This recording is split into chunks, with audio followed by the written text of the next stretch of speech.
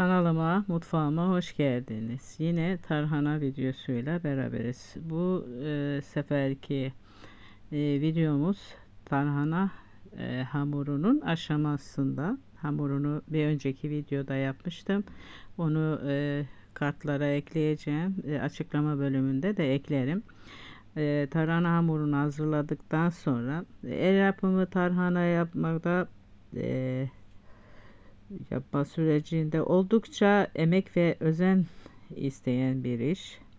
Tarhana hamuru hazırladıktan sonra mayalanma süreci boyunca dikkatlice takip ettim ve hamurun içinde nohut ve mercimek bulunduğu için fermente süreci oldukça hızlı gerçekleşti ve bu nedenle bir hafta boyunca her gün düzenli olarak karıştırdım. Kuruma aşamasına geçtiğimde hamuru fırında kurutmaya karar verdim. Bu aşamada hamuru tepsiye ince bir tabaka halinde yaydım ki daha hızlı ve eşit şekilde kuruyabilsin. Fırını 60 dereceye ayarladım ve kapağını hafif aralık bıraktım.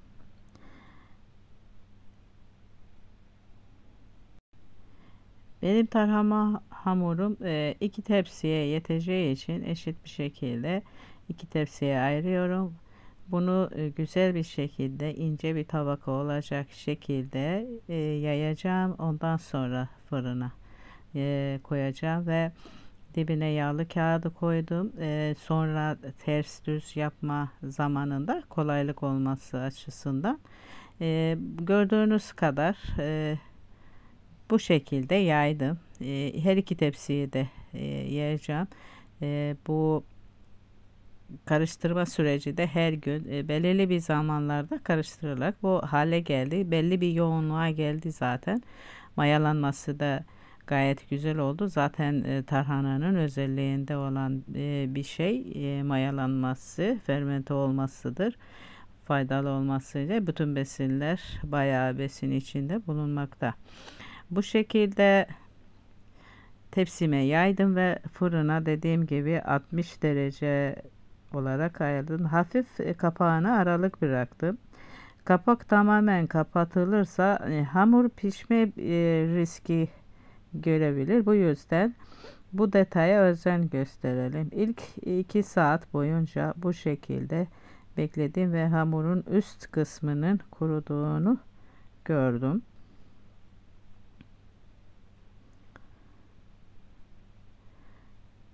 Ve kuruduktan sonra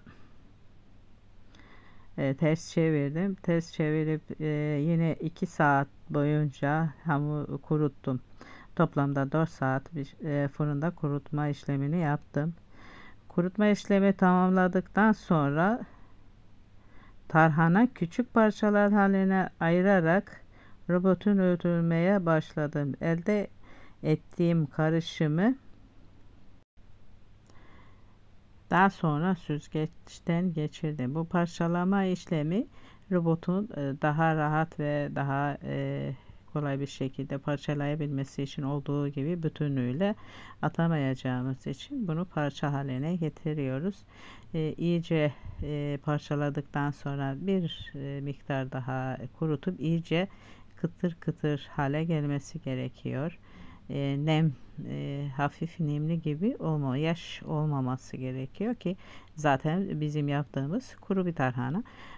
Burada yine farklı seçenekleri saklama koşullarını daha ileriki videonun ileriki bölümlerde anlatacağım.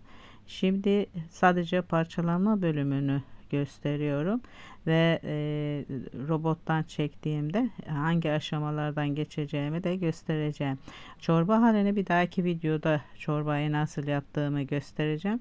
Şimdiki bu videomda tarhanayı toz haline getirip ve saklama koşulları hakkında bilgi vereceğim. Daha önceden yaptığım tarhana hamuru videosu izleyebilirsiniz. Eğer tarhana hamurunu yapmak istediğinizde ve toz haline getirme bölümü bu videoda gösteriyorum. Robot veya işte doğrayıcı, diğer doğrayıcılarla da yapabilirsiniz. Bu sizin elinizde olan herhangi bir doğrayıcıyla da doğrayabilirsiniz.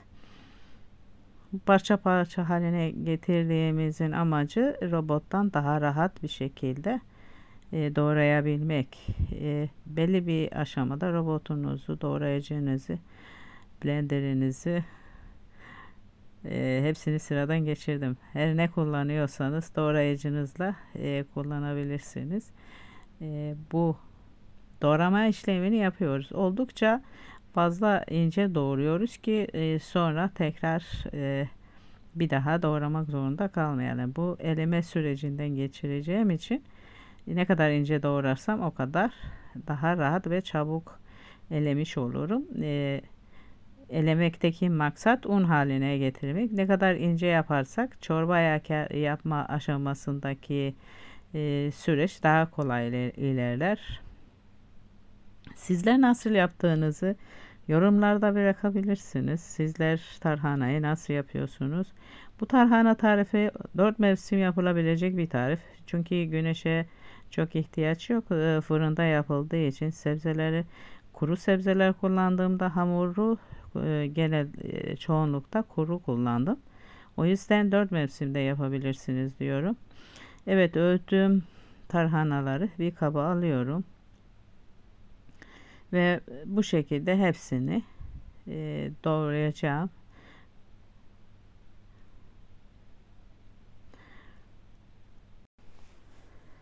Biraz uğraştırıcı ama çok lezzetli olmasına hem lezzetli hem de çok faydalı bir çorba. O yüzden geleneksel çorbaların içinde bayağı önemli yer tutar. Bu belli bölgelerde çok yapılması bütün yurt genelinde yapılıyor. Yurt dışındaki e, soydaşlarımız da yapıyor. Bu şekilde yapmalarındaki sebep memleket hasreti olması gerek veya lezzetinden vazgeçememe olması gerek.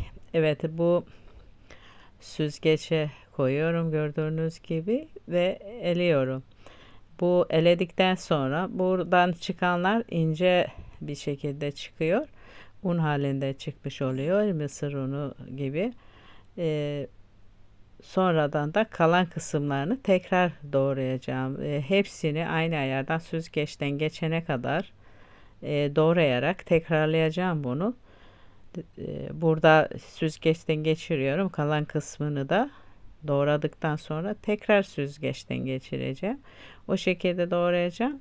Son hepsi geçene kadar bu şekilde incelteceğim. Çorba aşaması.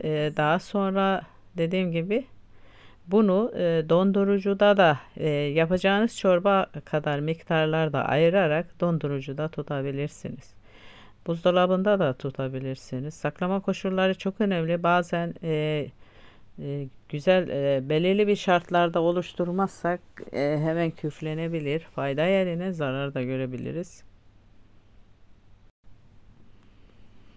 Kalan kısımları da tekrar süzgeçten geçireceğim. Tekrar doğrayıp bu aşamaları biraz tekrara düştüm. Tekrar söylüyorum. Anlaşılsın açısından tekrarlıyorum. Gayet de güzel oldu. Mis gibi tarhana.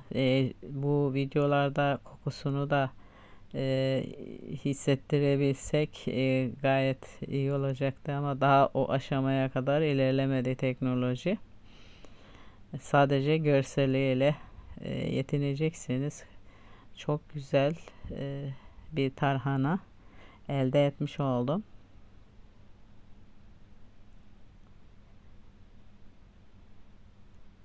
Evet, yurt dışındaki arkadaşlar sizler de yapıyor musunuz? Yapıyorsanız yapım aşamalarını yorumlarda yazabilirsiniz. Sizler nasıl yapıyorsunuz? Çorbayı nasıl pişiriyorsunuz? Veya saklama koşulları hakkında çok sorular oluyor. Siz nasıl bir saklama koşulunda tutuyorsunuz ki zarar görmeden tarhanayı muhafaza edebilelim. Bazen hazır aldığımız toz tarhanaları dışarıda dolapta tutmadığımızda bozulabiliyor, küflenebiliyor.